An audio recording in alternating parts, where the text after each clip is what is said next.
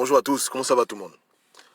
Je reviens rapidement, très rapidement, pour vous édifier et pour vous rappeler ce que j'ai dit il y a quelques semaines. Faites extrêmement attention dans cette crise de coronavirus. Et je m'adresse pas seulement à ceux qui sont au Gabon, mais également à ceux qui sont en Amérique, en Europe, en Asie, sur la terre entière. Faites attention.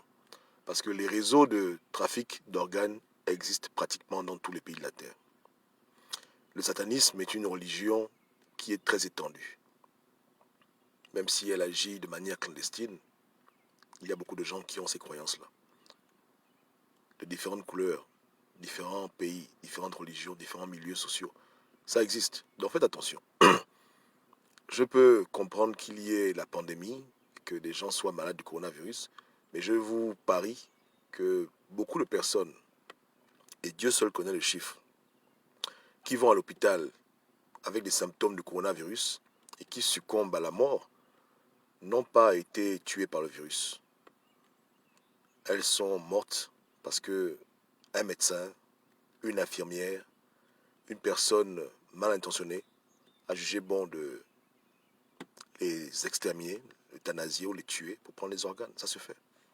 Au Gabon, il y a eu beaucoup de scandales, malheureusement que les gens ont oublié, où des femmes se sont retrouvées dans les hôpitaux en train d'injecter des substances inconnues à des patients. Vous vous rappelez, non?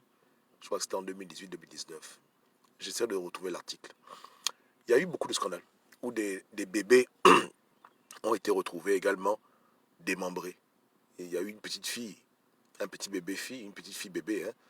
Les parents l'ont retrouvé sans les bras, sans les pieds. Ça a fait des scandales. Malheureusement, ces choses-là sont rapidement étouffées. Ça passe incognito, les gens oublient. Mais l'hôpital n'est pas toujours l'endroit où tu vas retrouver la santé, où tu vas être sauvé. Souvent, l'hôpital peut être l'endroit où tu vas mourir. Donc, il faut faire preuve de beaucoup de discernement et il faut accompagner les gens lorsqu'ils vont dans les hôpitaux. Être attentif à tout ce qui est fait, tout ce qui est dit, tout ce qui est injecté. Avoir le temps de tout enregistrer et de suivre la procédure médicale. Et vous-même, vous pouvez aller en ligne, parce que de nos jours, toute la connaissance scientifique est en ligne, pour vérifier si ce que le médecin est en train de vous dire a un sens par rapport à votre parent, ami et connaissance qui serait soi-disant infecté du coronavirus. Faites très attention. Ce n'est plus l'époque où on se confie aveuglement en un médecin parce qu'il aurait fait 7 ans de médecine, beaucoup de bêtises. L'époque là est révolue. C'est l'époque maintenant où vous devez absolument vérifier leur expertise, être à l'affût de l'information. Lorsqu'on vous remet des comprimés à avaler, lorsqu'on vous injecte, lorsqu'on vous suggère une opération, vous devez vous-même faire vos petites recherches et vous demander si réellement ce que le médecin dit a un sens. Ou à la rigueur, appeler un frère ou une sœur qui est dans le domaine médical pour vérifier l'expertise ou le diagnostic du médecin. N'est-ce pas? Parce qu'il y a beaucoup de gens qui profitent de votre ignorance, qui profitent de votre confiance en ceux qui ont soi-disant fait des études de haut niveau pour vous induire en erreur et vous soutirer la vie de vos proches. Ça se fait sur la terre entière. Partout. Que ce soit en France, en Amérique, au Canada, au Mexique, au Brésil, au Gabon, au Togo, sur la terre entière, les satanistes ont infiltré tous les milieux. En particulier les milieux où la vie des gens leur est confiée. Hein? Il faut le comprendre. Ce ne sont pas des théories de conspiration, c'est vrai. Ça se fait. Ok? Voilà. Donc, je ne dirais pas que tous les médecins sont forcément dans des religions satanistes où ils ont besoin des organes, etc. Mais il y en a assez pour faire du désordre. Et dans la confusion du coronavirus, justifier tout et n'importe quoi et dire que c'est le virus qui a fait. De temps en temps, dans les pays développés, il y a de tels scandales qui sont mis en lumière. On ne parlera pas de l'aspect spirituel, on dira juste qu'un médecin tuait ses patients. N'est-ce pas, non? Voilà, on dirait juste que le médecin tuait ses patients. Tu vas à l'hôpital, tu as un peu de fièvre, ou bien tu as mal dedans. Le matin, on appelle ta femme, on appelle ton fils pour dire, écoutez, votre père est mort, il est décédé dans la nuit. Tu dis, mais qu'est-ce qu'il avait? Oh non, voilà, il embrouille, il a sa condition cardiaque, etc. Et après, l'enfant dit, attends, mais mon père n'a jamais de problème cardiaque. Oh, désolé, j'ai fait une erreur. Voilà, l'enquête commence, le médecin va en prison.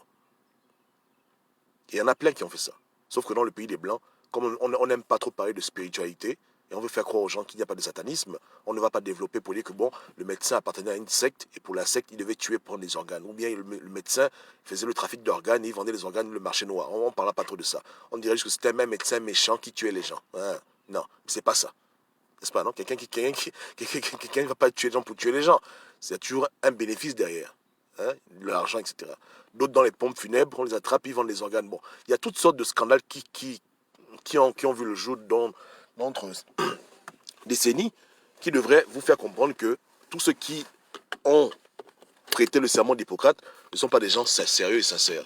D'abord, ce serment ne veut rien dire. Tu récites seulement une phrase qu'on t'a déjà fait écrite, ça ne veut rien dire. Les gens font ce qu'ils veulent. Ouais, non? Voilà. Les mêmes médecins qui ont prêté le serment de défendre la vie, c'est les mêmes médecins qui vont faire avorter les petites filles. N'est-ce pas, non? Voilà. Ils font les culottages aux enfants, ils tuent les bébés. Pourtant, ils ont prêté le serment de défendre la vie. Donc ça, c'est des idioties. L'être humain est cupide, l'être humain aime l'argent, et pour l'argent, les gens sont prêts à faire tout et n'importe quoi. Il y a une sœur camerounaise qui a fait une vidéo récemment, qui a un peu fait le buzz, mais la vidéo a été étouffée par les services de désinformation des gouvernements, dans laquelle son mari, qui était un athlète très costaud, s'est rendu à l'hôpital pour un petit malaise, et le matin, on dit que le mari est mort. Et elle a voulu voir le corps du mari, impossible, parce que le corps a été ouvert, ils ont pris les organes, etc., etc. Bon, on lui dit que le mari est mort du coronavirus, mais que ses organes ont été retirés pour faire des dons. Est-ce que ça a un sens? Si le virus a contaminé le corps, l'organe n'est plus utilisable, mais c'est ce qu'on lui a dit. Elle a porté plainte, etc., etc. Ils essaient de tout faire l'affaire. À la fin, ça n'ira nulle part. Elle va recevoir une somme d'argent, compensation, et puis l'affaire va être étouffée. Et les médecins qui ont opéré le corps avec les infirmières, le corps médical, ils vont être mutés dans notre lieu et le business continue. Faites attention. L'homme est cupide. Pour ceux qui sont des croyants, avant d'amener l'enfant à l'hôpital, il faut d'abord prier, demander à Dieu, même si Dieu t'autorise. Et quel hôpital, quelle clinique? Les gens ont besoin de marcher dans la révélation, sinon ils vont se faire avoir. L'homme, on ne fait pas confiance à l'homme. L'homme est un diable, l'homme est un démon. Je dis, même s'il est professeur agrégé, ça ne veut rien dire. Il y a des professeurs agrégés qui sont des satanistes, qui ont tué tellement de gens sur la table d'opération, hein, pour aller vendre les organes, pour faire n'importe quoi. Faites attention. Récemment, pour vous donner un peu une illustration de la cupidité humaine qui rejoint l'intellect, il n'y a pas que dans la politique où les intellectuels sont des idiots. Même dans le domaine scientifique, on trouve des véritables tarés. Récemment, le directeur du département de chimie de l'université de Harvard University, hein, une des meilleures écoles dans le monde, n'est-ce pas? Le directeur a été arrêté par le FBI. Vous savez pourquoi? Parce qu'il vendait des secrets sur des brevets à l'État chinois. Bon, un monsieur qui est payé à plus de 1 million de dollars par an, qui a des subventions pour ses recherches, il va quand même aller se vendre à la Chine pour vendre des secrets. Et il n'est même pas chinois. Hein? Il a plus de 56 publications dans des grands magazines. Un éminent professeur, il va se vendre pour 2-3 millions de plus à la Chine. Vous comprenez que être instruit ne veut rien dire. Il y a des gens qui sont instruits, mais c'est des vrais crapules. Donc, n'ayez pas confiance. Dites pas que non, comme il a fait l'école, il connaît. Non. On te dit que ta vieille a un cancer. Et voici le traitement qui va suivre. Tu dois aller investiguer, aller lire pour essayer de comprendre si le traitement a un sens, s'il y a des meilleurs traitements. Et n'hésite jamais à appeler le médecin pour dire que j'ai découvert ça. Vous en pensez quoi? C'est son foutu métier. Il doit te répondre. Parce qu'il y a aussi beaucoup de médecins qui sont seulement des petits tarés. Hein? Donc, les gens meurent à l'hôpital pour l'incompétence médicale, à cause du satanisme, à cause des réseaux d'organes, à cause des jaloux. Hein? Ton ennemi, qui sait que tu es à l'hôpital, il t'injecte une substance pendant que personne n'est là. Il y a beaucoup de raisons qui font que l'hôpital n'est plus un lieu de salut, est devenu un terrain miné. Il faut dire merci au bon Dieu. Quand ta go va là-bas et la couche, elle sort intacte, l'enfant sort intact. Quand tu vas faire une opération, tout se passe bien. Vous comprenez? On a beaucoup d'hommes politiques qui sont bizarrement morts sur la table opératoire. Tu as Jules Boudès Ogulegende qui est décédé des suites d'une opération. Tu as l'éminent Pierre Clavenzeng qui est mort à l'hôpital. Donc c'est bon, hein, vous comprenez? Il faut comprendre, hein, il faut comprendre ces choses. On en a tendance à oublier, mais je suis là pour vous aider à vous rappeler de ces détails, de ces faits factuels pour que vous puissiez comprendre qu'il y a un réel danger et que vous devez faire attention. L'époque là, elle est révolue où on dit au médecin, prends-moi cadeau, fais ce que tu veux. C'est révolu cette époque-là.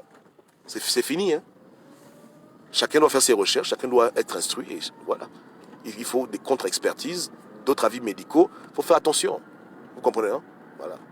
Ton enfant va se faire opérer, on l'amène, tu ne sais pas où, après on te dit que l'enfant est décédé. Non, non, non, non, non. Tu dois être là dans la salle, tu dois voir ce qui se passe. Si tu as ton frère qui est médecin, tu l'appelles, tu l'écoutes. On opère mon fils à tel endroit, s'il te plaît, va là-bas, va voir ce qui se passe. Il ne faut plus laisser des trucs comme ça en l'air, en l'air, en l'air. Parce que les gens abusent de votre confiance et après on vous tue. Est-ce que j'ai mal parlé? J'ai mal parlé. Aucune offense aux médecins, aux infirmières, hein, pas du tout. Mais il n'y a plus la confiance. La confiance est morte. Ouais, il y a eu assez de scandales pour nous ouvrir les yeux, pour faire... Ouais, non, faut plus... Hein, faut faire attention. N'est-ce pas, non? Que Dieu vous bénisse tous et on est ensemble. Et que Dieu vous garde.